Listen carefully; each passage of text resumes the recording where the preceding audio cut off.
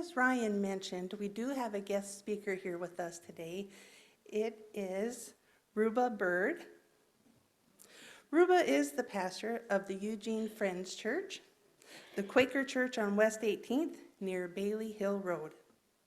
Before becoming a pastor 7 years ago, she was a spiritual director and a copy editor.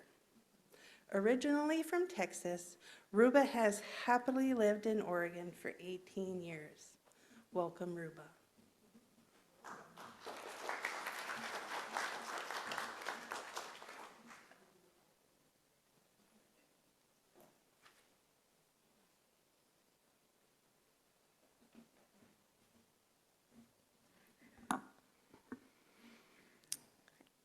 As we continue worship together, let us come into stillness, where every voice carries a hint of the sacred. The Spirit speaks through all of our hearts. Some of us call it God, some of us call it love, or simply the deep truth within. But that voice draws us together, and we listen, trusting that the living presence of the divine will draw us into unity and compassion.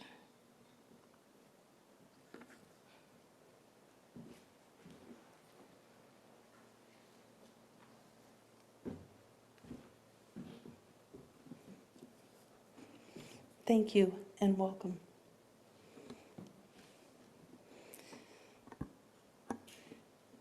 Each week, we offer the opportunity to participate together in sharing our joys and sorrows with each other as a loving community.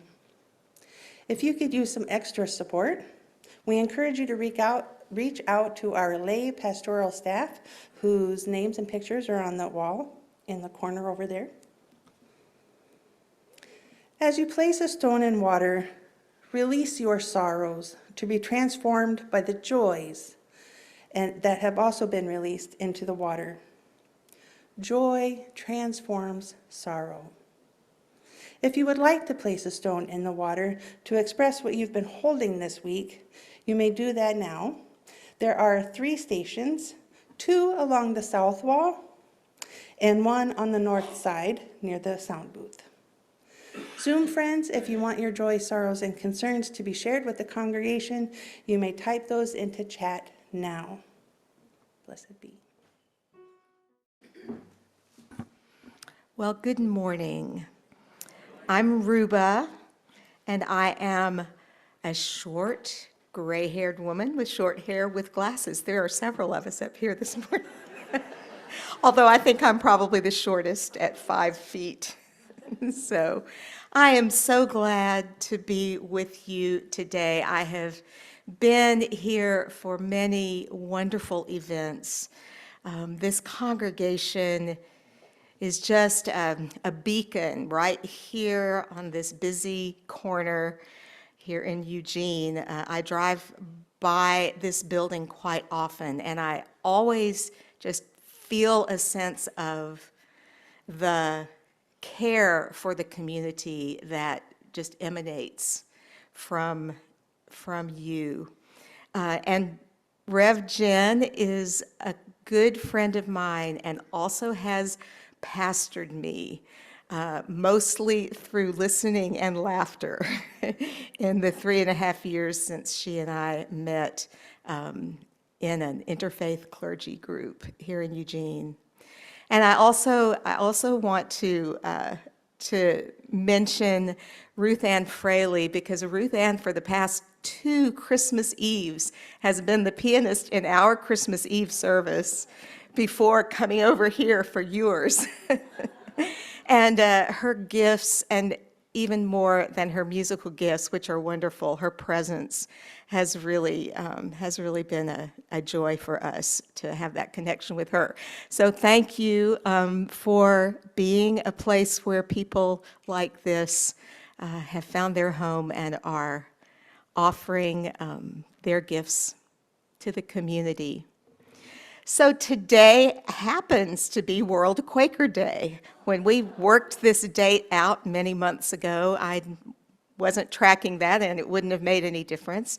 But the first Sunday in October is World Quaker Day, and the theme this year for Quakers around the world is Love Your Neighbor, which connects really well with your October theme of cultivating compassion. So it feels like there's some synchronicity there.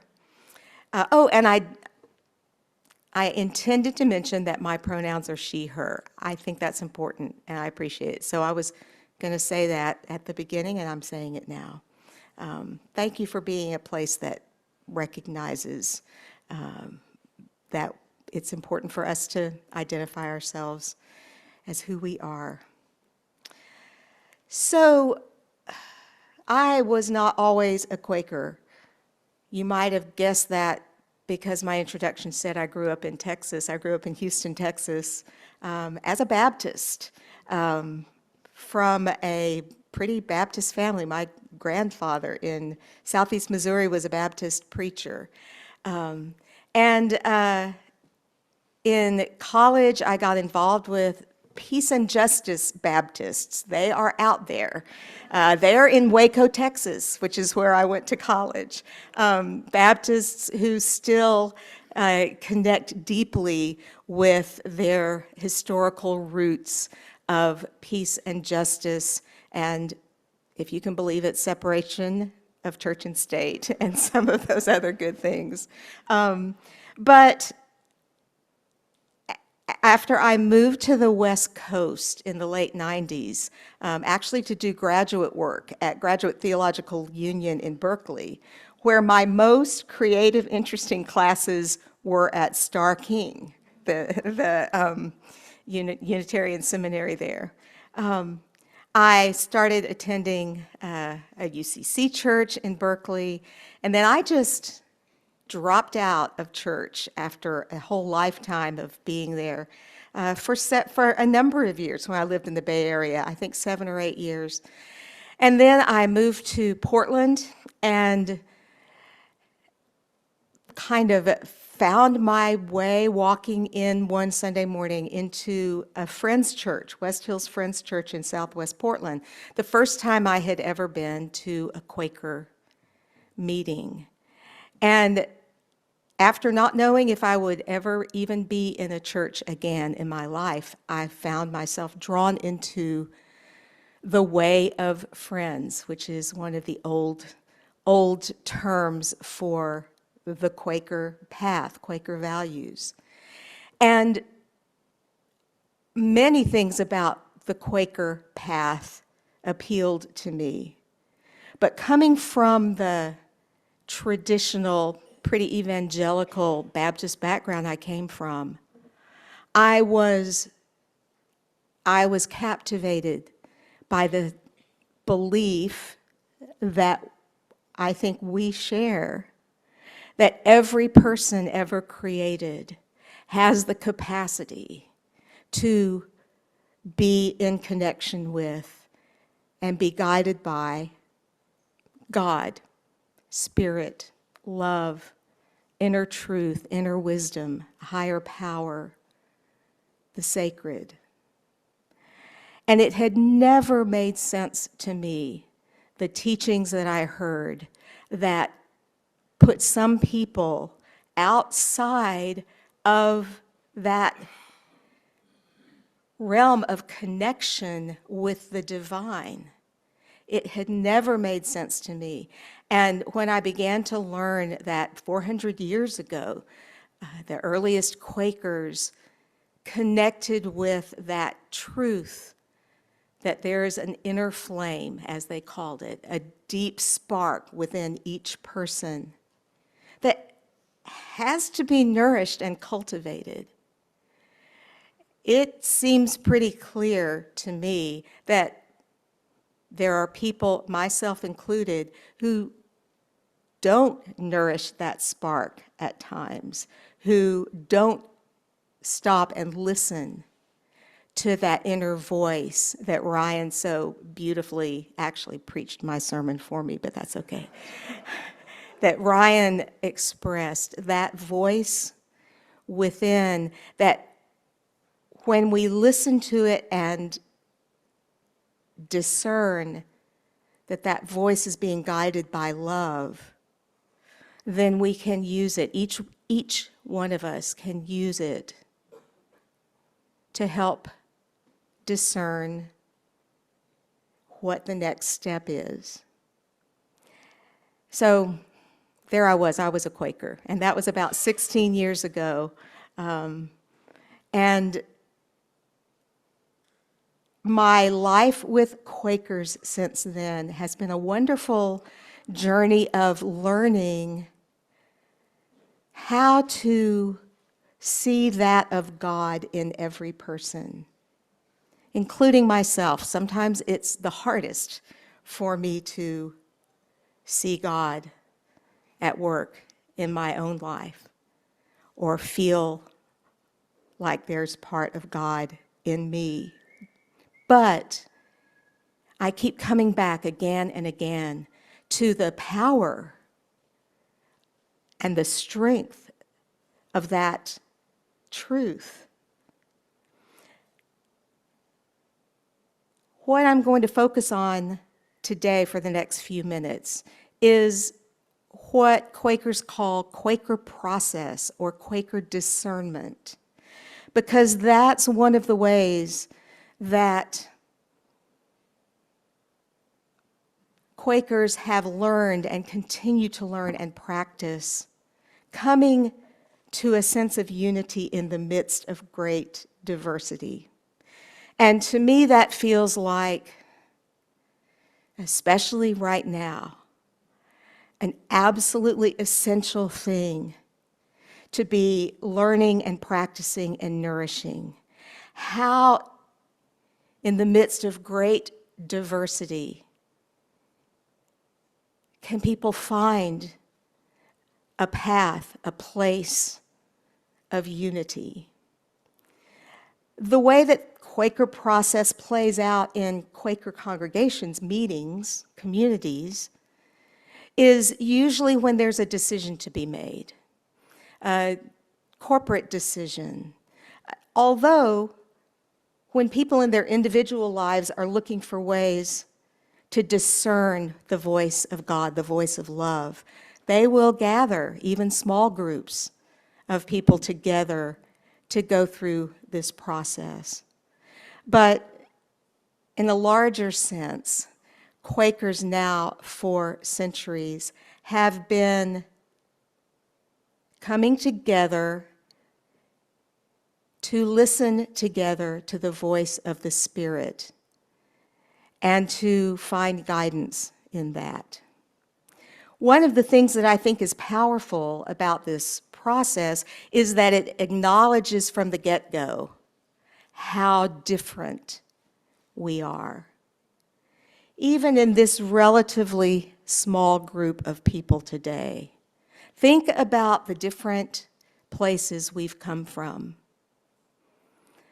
Our histories, our life histories, the families that we came from, maybe the countries and cultures that we came from, besides just our different personalities, our different needs, our different longings, the things that we struggle with. There are similarities, but there are great differences in the things that show up in our lives that challenge us. And yet, Quakers believe that a group of such different people can come into unity and get a sense of direction about what the next right step is. So how do we do this? Is it even possible? Well, it takes several things. One of the things that it takes is that core commitment to the belief that every person has the capacity to hear the voice. And by that, I mean the nudges, the understanding. Voice is one of those very sensory connected words that we sometimes throw around. Maybe for you, it actually is a voice. Usually for me, it's more a sense of what is right or what I'm hearing. There you go again. I guess I'm a very auditory person. But it takes stopping and acknowledging that each person has what Quakers call a piece of the truth that may be, and in fact likely is, different from the piece of the truth that the person next to us has. And so even when we don't agree with someone, even when we don't like them very much, which certainly happens, even when we don't understand where they're coming from, we trust that if we let those preconceptions go, and if everyone is together because they're seeking to discern what the next right step is, then we will be able to do the work of getting to a place of enough unity to move forward. So that's simple, and it's really difficult, particularly letting go of the preconceptions. Just deciding, all right, for this hour or however long we're together, I'm going to do my best to set aside what I already think we should do, even what my biases are, even what my past experience is, in order to go into silence together and to listen or look for or sense what I might not ever have thought of before that might be truth coming through. And so then you take the time to let everyone have a voice. That takes time. Quakers will say, well, we need to season this, which means set it aside. It means come back next week or next month if need be. And so it can be frustrating. You know, you don't use Quaker process like this for decisions that need to be made right away. Or you figure out how to do it. I remember when I first started a little choir at my friend's church in Portland, and we joked about the fact that as choir members, if we used Quaker process to decide what we were going to sing each time, we would never actually sing. And so as the volunteer director, I would bring in the pieces that we were going to practice and sing. I know you all understand that. So you don't use Quaker process for everything. But particularly for those thorny issues and decisions, particularly when there's deep division between what different parts of the community want to do or believe that we should do, that's when we stop and we get silent, and then we ask for people to trust each other enough to really speak what they're hearing. And there are ways to shorten that a little bit. If someone over here says something and I'm sitting over here and I was just about to say it, I don't just repeat it. I say, "That friend speaks my mind." That's a very old Quaker phrase. And others might say, "That friend speaks my mind." And so, there are some ways to include everyone without each person literally speaking. And yet, there is such strength in spending enough time together that no matter what the decision is at the end, every person present who hung in there will leave feeling that they had a chance to be heard and that their voice, their perception of the truth that Spirit was bringing, that has been valued. And sometimes people step aside from a decision if they still can't say, yes, I can go with that, but they get the sense that most people are being led in that direction. And yet, their voice has been heard. I wonder how it would change so much of what is going on in our country today if we each opened up just that possibility that there is that of God in everyone. I'm immediately having names come to mind that make me question that truth. I'm not naming those names from the pulpit. You don't have to name them either. You can with someone if you want to later.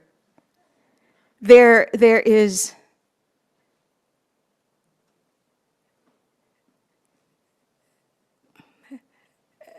deep trouble, deep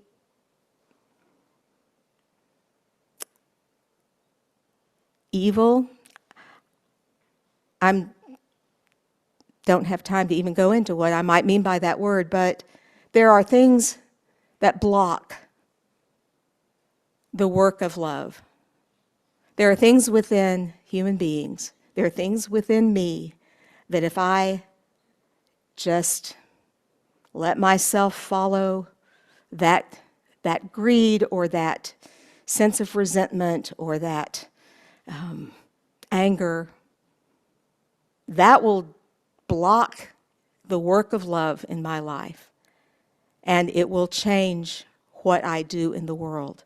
And yet, I do believe that every person has the capacity to stop and to shift and to listen and to begin to let love transform them. And in doing that, and then coming together and trusting one another as much as we can, and then working to repair the lack of trust when that happens. Compassion can begin to do its work, which is powerfully transformative. Sometimes way, way, way behind the scenes, like underneath the pavement, the green plants are still growing, and if there's a crack in that pavement, whoosh, the green breaks through. We don't always see it. We often don't see where the work of love and compassion is still alive. But it is. It is. That's so clear in a place like this with the ways that you all cultivate compassion. And in many other places, in our community, in our country, in our world. May we look for where that's happening.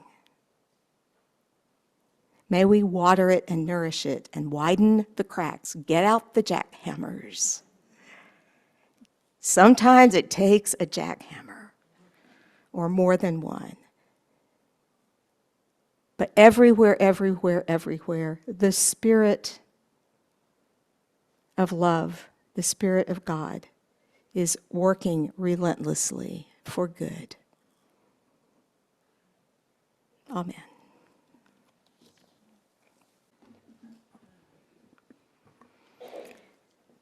Well, friends, I'm going to sing the last verse of the hymn we sang earlier, which is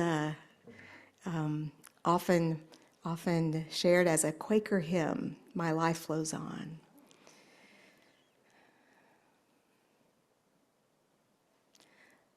The cloud ahead is growing thin. I see the blue above it, and day by day my pathway clears, since first I learned to love it. The peace of God makes fresh my soul, a fountain ever springing. All things are mine, for I am loved. How can I keep from singing? Amen.